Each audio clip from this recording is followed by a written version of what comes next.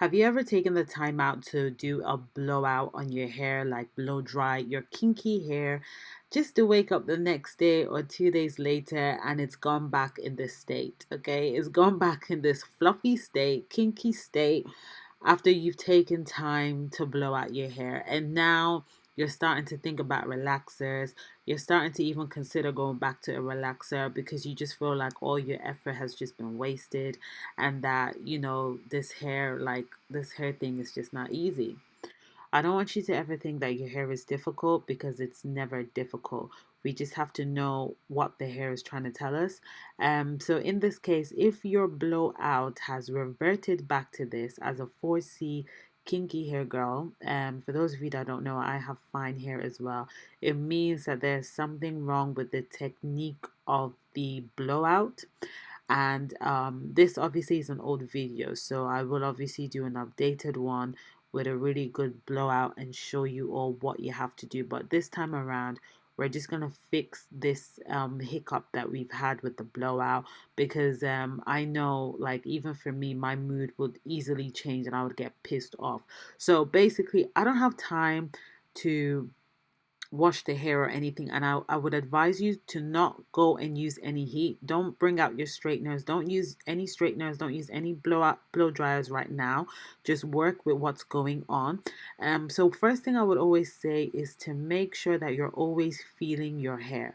It is so important for you to feel your hair before you actually do something to your hair, because when you feel your hair, you're able to tell what your hair wants and what it needs.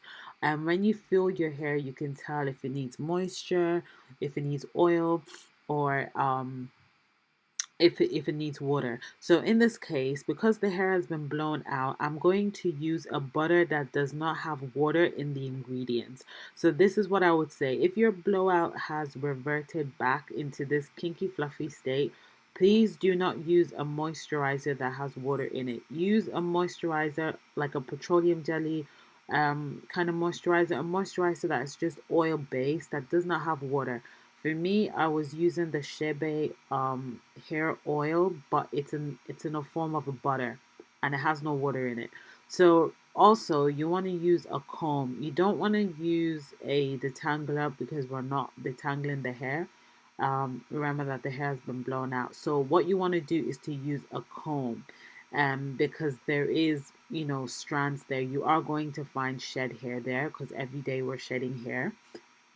It's also important for us to work in sections. Whenever you're dealing with kinky hair, afro hair, it's always good to work in sections. I would always advise you to use clips or bobbins to help you work in section. But for me, because I'm so used to my hair and I can already tell where things are, because I can tell where things are is the reason why I'm not using any bobbin or any clip.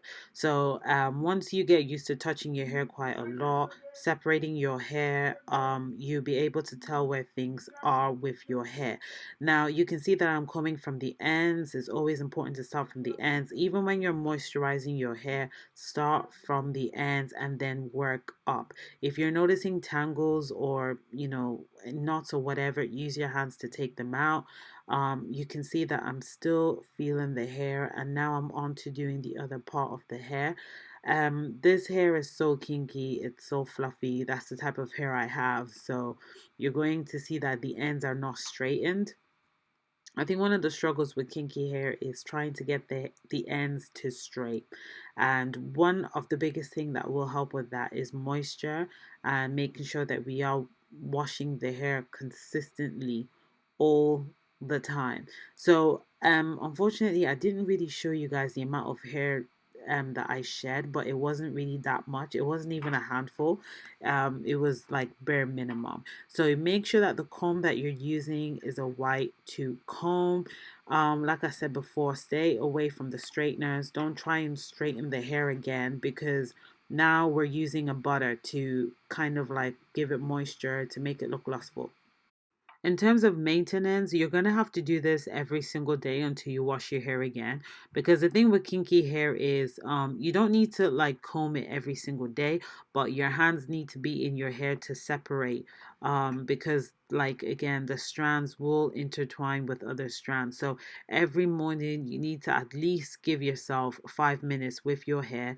You don't have to comb it every morning, but your hands need to be in the hair in order to separate the strands. You need to feel the hair. Some of you, your hair is so thirsty every single day, it needs either butter, it needs something, okay? And the only way you can know what it needs is when your hands is in the hair. So for me, I do this every day. If my hair has, if my hair is looking like this and I'm going to leave it like this is what I would do until next wash day. And honestly, the hair will not break, and it will make the next wash day easier because there's not much to detangle. So you're going to find that next wash day would be so much smooth, and easier for you to deal with the hair. Now I'm going to find a way to put this in a bun, okay? Because normally when your hair has reverted after you've blown it out, all you want to do is just put the hair into something and just get out and get on with your life. So for me, I think it's very, very important to pick a style that suits your facial structure.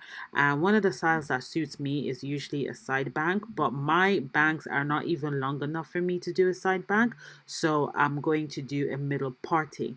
Now with the bobbin that I did at the back of my hair, I didn't make that too tight. I made it very, very loose. Okay, I don't like to make the bobbins really tight on my hair. I like it to be loose so I can get it to fluff out, which is something I'm going to show you all very soon.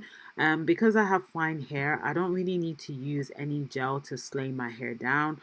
This is one of the benefits of having fine hair. The hair tends to slay down naturally if it's been taken care of. I just use pins to support, and you're going to see that the middle part in is what is suitable for me right now. If I was to do a side bang with the shortness of my bangs, it would just stick out and it wouldn't look nice. I think pins is so essential to have in your room.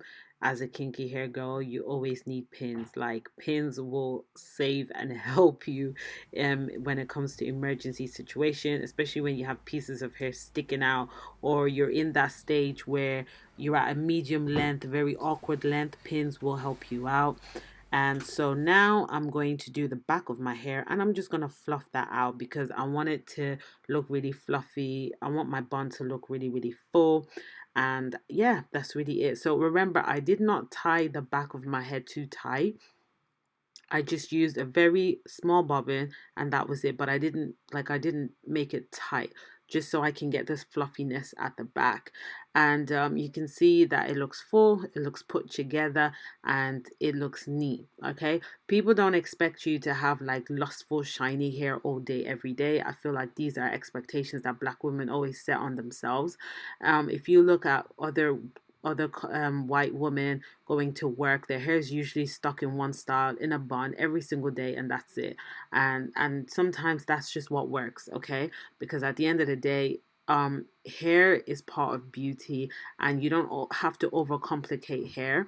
You don't always have to overdo it with your hair. Just sometimes the simple looks is what works, and if that's what's going to work, then so be it. So if your hair has reverted, this is my advice. This is what I do. Hope it helps you. Leave a comment, hit the like button, subscribe, and I'll talk to you all next time.